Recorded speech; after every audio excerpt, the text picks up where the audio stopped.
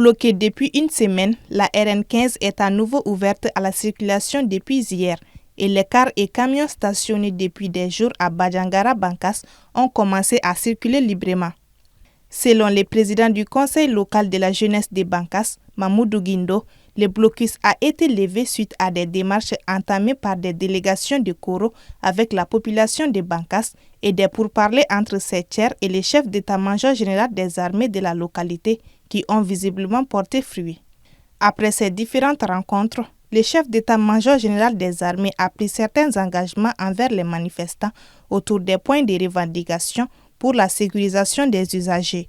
Je pense qu'ils ont échangé avec le CMGA.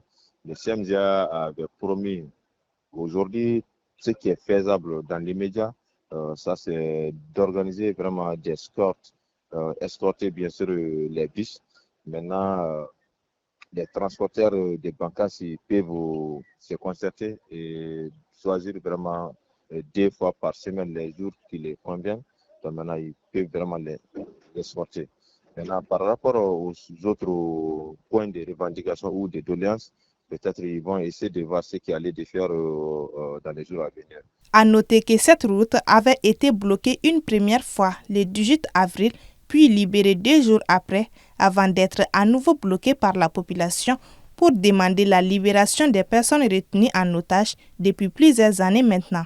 Au-delà des blocus, il faut noter qu'il y avait des mesures qui étaient en cours, notamment la désobéissance civile, parce que tous les services techniques étaient fermés, à commencer par la préfecture.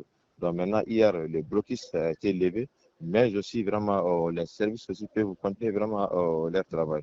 Donc maintenant, au cas où ils respectent vraiment les engagements, tant mieux. Dans les cas sans vraiment, on va reprendre vraiment nos actions de blocus et autres mesures qu'on avait décidées.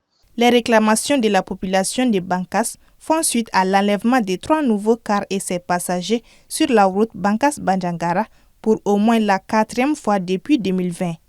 Des présumés terroristes ont intercepté les 3 bus entre les localités de Bandiagara et de Bankass dans le centre.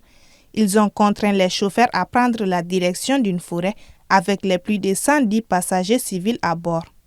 Quelques jours après, selon des sources locales, certains des otages, principalement des femmes et des enfants, ainsi qu'une poignée d'hommes, ont été libérés.